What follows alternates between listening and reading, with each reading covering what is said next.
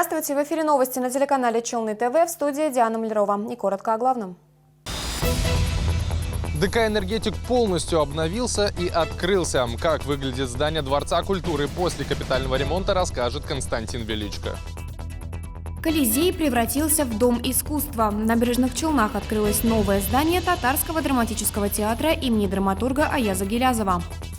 Остались и без денег, и без помощи. Челненцы намерены обращаться в прокуратуру из-за обмана юридической фирмы. Подробности в сюжете Валерии Новожиловой. Время молодых – время возможностей. Лидеры молодежных сообществ Татарстана завершили путешествие по республике.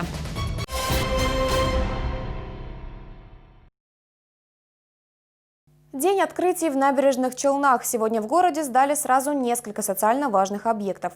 Завершен капитальный ремонт старейшего культурного учреждения города – Дворца культуры «Энергетик». Сегодня он торжественно открыл свои двери после обновления. Присутствовал при этом президент Татарстана Рустам Минниханов.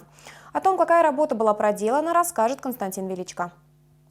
Капитальный ремонт Дворца культуры «Энергетик» начался в 2019 году. С момента постройки, а это начало 70-х годов, здесь ни разу не проводилось полноценное обновление. На время перемен танцевальным и музыкальным коллективам приходилось проводить все свои мероприятия на улице. Полгода сидеть, ничего не делать, было тяжело. Но сейчас, благодаря всему этому, что отремонтировали, такой красивый дворец стал, мы рады начать свою работу. Трехэтажное здание площадью 9000 квадратных метров обновилось полностью. Под особым контролем была замена отопительной, вентиляционной систем, а также электроснабжения. Стены здания утеплили, старые окна заменили. Теперь в каждом кабинете и залах для репетиций специальное напольное покрытие. Этот день ждали все, в том числе и работники культуры, и, конечно, наши участники самодеятельности. Вот этот дом, который через вот эти годы пропустил 24 миллиона человек, наконец-то обновился. То, что мы пожелали, все сделать. Все коммуникации по-новому.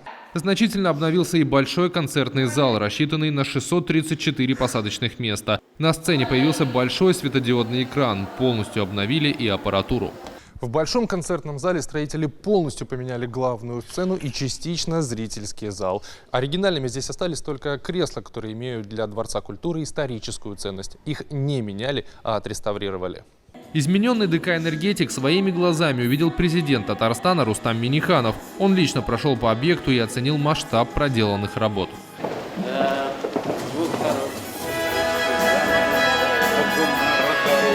В общей сложности на весь капремонт было выделено 334 миллиона рублей. Первых зрителей Дворец культуры планирует принять до 1 октября. Константин Величко, Ленар Султанов. Новости Челны ТВ. В Набережных Челнах открыл свои двери и новый Татарский драматический театр имени драматурга Аяза Гилязова. Новое здание возвели на месте бывшего развлекательного клуба «Колизей» в поселке Зябь. На открытии театра побывал и президент республики Рустам Минниханов. Подробности далее.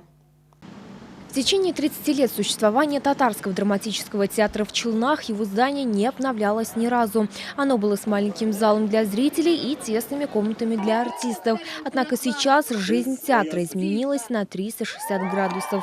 Здесь будет развиваться наше искусство многонационального народа. Удачи, успехов во всем.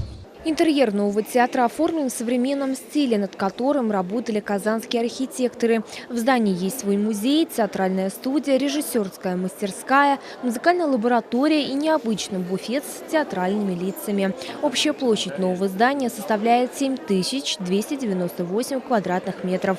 Именно эта часть, это новая часть, новый пристрой этого здания. У нас здесь, вы, наверное, заметили, есть прям выход на нашу галерею. В новом здании большое внимание уделили и главному месту в театре – сцене. Зрительный зал включает в себя 300 мест, есть дополнительные места на балконе. Для душевности зрителей зал украшен татарским орнаментом. Эмоции переполняют.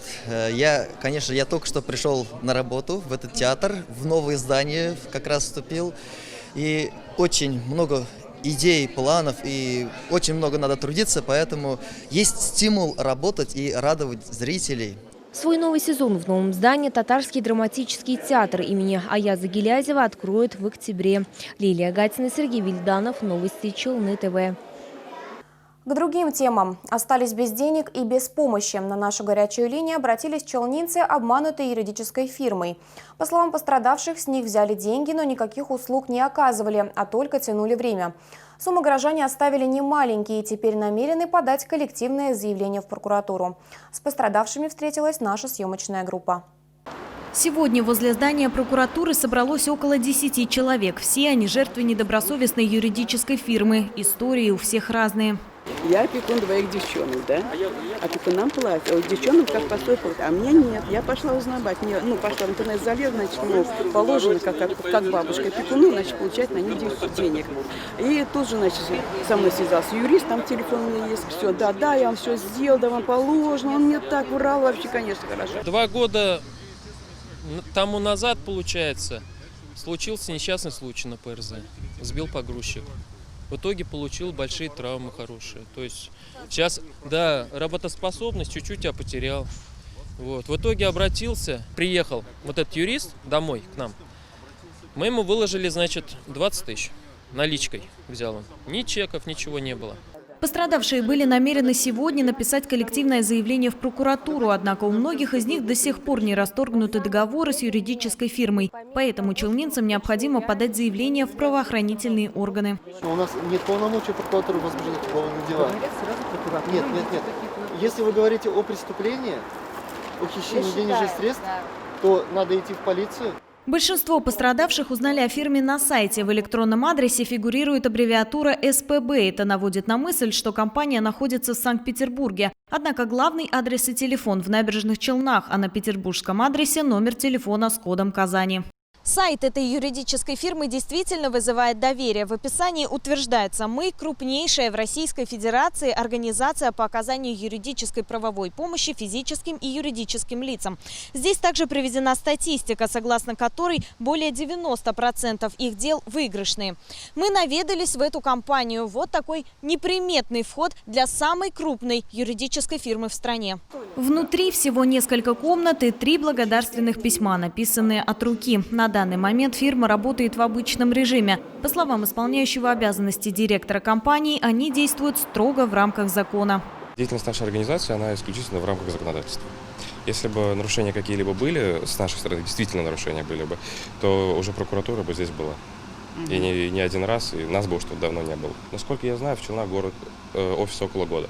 Благодаря выходу нашего сюжета челнинцы надеются найти и других пострадавших клиентов юридической фирмы, ведь их намного больше, уверены горожане. Валерия Новожилова, Сергей Вильданов, новости Челны ТВ. Нашей телекомпании стало известно, что прокуратура все же отреагировала на обращение горожан.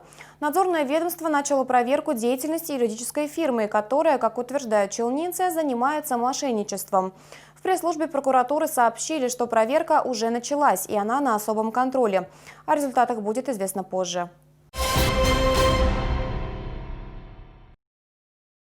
Незаконное использование материнского капитала выявила прокуратура Набережных Челнов. Как сообщает пресс-служба надзорного ведомства, установлено, что в 2009 году челнинская семья погасила кредит на квартиру за счет материнского капитала. При этом супруги были обязаны оформить жилье в общую долевую собственность с учетом интереса 2 несовершеннолетних детей. Несмотря на это, свои обязательства супруги не выполнили, нарушив права детей на улучшение жилищных условий. По итогам проверки прокуратура обратилась с иском в суд, потребовав определить доли несовершеннолетних детей в праве общей собственности на приобретенное жилье. На Казанском проспекте в поселке Сидоровка произошло серьезное ДТП. Водитель легкового автомобиля Дэу Нексия не справился с управлением, протаранил ограждение и опрокинулся. В результате аварии машина загорелась. К счастью, очевидцы аварии потушили пламя до прибытия пожарных. В ДТП пострадали 2 пассажиров легковушки 30 и 36 лет. Обоих госпитализировали в БСМП. Водитель автомобиля Дэу Нексия, двигаясь по автодороге М7, по предварительным данным не выбрал скорость, обеспечивающую безопасность дорожного движения, и совершил наезд на препятствие, после чего автомобиль опрокинулся на крышу. В результате дорожно-транспортного происшествия 2 пассажира автомобиля Дэу Нексия получили телесные повреждения и были госпитализированы в БСМП. Обстоятельства данного происшествия будут установлены в ходе административного расследования. Сейчас впереди короткая реклама, не переключайтесь, будет много интересного.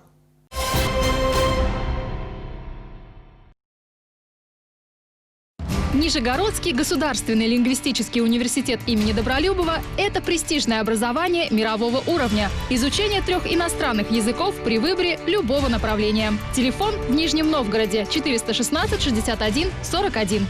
Компания «Стройснабрегион» предлагает газобетон, железобетонные изделия, кирпич. «Стройснабрегион» – надежный партнер в строительстве. Телефон в Набережных Челнах 75 00 65. Качественная диагностика и эффективное лечение аденомы, простатита, эректильной дисфункции. Высококвалифицированные урологи. Клиника «Урамед». Звоните 49 22 10. 12 сентября в 16:00 футбольный клуб «КамАЗ» приглашает вас на матч против команды «Оренбург». Билеты, абонементы на fckamaz.ru и в кассах стадиона. Хочешь сэкономить? Приобретай абонемент. 0+.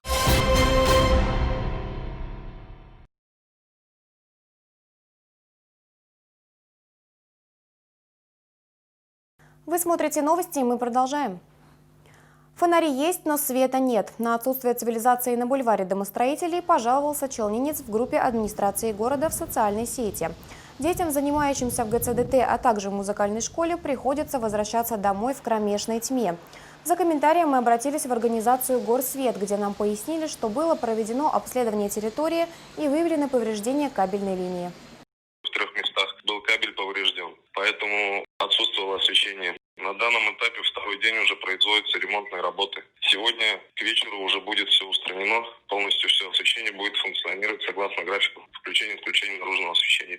На предприятии «Горсвет» также сообщили, что из-за капитального ремонта дворовых территорий в некоторых микрорайонах отсутствует освещение. Процесс это временный. Освещение будет восстановлено в ближайшее время, обещали на предприятии. Нужна ли школьнику, который не пришел на уроки, справка от врача? В социальных сетях и мессенджерах распространяется информация о том, что если ребенок не посещал образовательное учреждение, он обязательно должен предоставить документы из больницы. Рассылки прокомментировали в Роспотребнадзоре. В ведомстве пояснили, что ученик не обязан предоставлять медицинскую справку, если отсутствовал в школе менее 3 дней. Если ребенок заболел и не посещал образовательное учреждение 4 дня и более, он принимается в школу со справкой от врача, отметили в Роспотребнадзоре. И также пояснили, что если ученик контактировал с больным COVID-19, школьнику тоже нужна справка после завершения медицинского наблюдения в течение 2 недель. Больше никаких документов отсутствующим на уроках детям не требуется. В МФЦ Татарстана упростили порядок выдачи справок. Речь идет о документах об отсутствии или наличии судимости, а также об отсутствии или наличии административного наказания за употребление наркотиков. Если раньше их можно было получить только в том здании, куда обращался непосредственно сам гражданин, то теперь в любом офисе МФЦ Татарстана. При этом, независимо от того, в каком из них изначально подавалось заявление на предоставление услуги. С начала года эти справки в республиканских многофункциональных центрах заказали уже более 30 тысяч человек. На сегодняшний день этот результат можно получить в любом многофункциональном центре на территории Республики Татарстан. Срок готовности документов остается тот же, то есть 30 дней. И, соответственно, если в момент получения результата он окажется, предположим, в Альметьевске, хотя обращался непосредственно в Набережных Челнах, тогда он может получить в городе Альметьевске. 45 районов Татарстана за 6 недель. Набережные Челны стали заключительной точкой автобуса «Время молодых». Тур идет при поддержке президента республики Рустама Минниханова в рамках проекта «Время молодых. Время возможностей». Талантливые челнинцы подготовили проекты для поддержки и развития родного города. О том, как в Челнах встретили республиканскую молодежь, расскажем далее.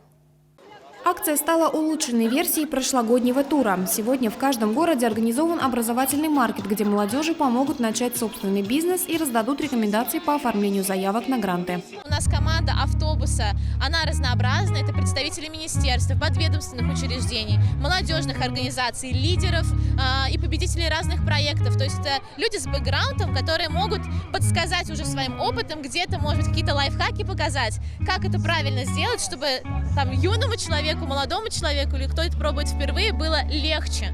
Вот, ну то есть мы здесь готовы делиться своим опытом. Кульминацией визита стали проектные сессии «Наш район. Образ будущего», где молодые люди смогут представить свои проекты и получить поддержку от Минпросвещения по делам молодежи республики и администрации района. Сегодня челнинцы представили 15 разнообразных проектов.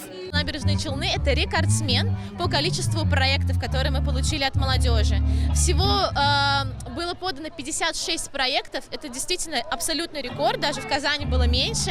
Набережные Челны стали заключительной 45-й остановкой автобуса «Время молодых». За весь путь участники проехали почти 8 тысяч километров и посмотрели 631 проект талантливой молодежи.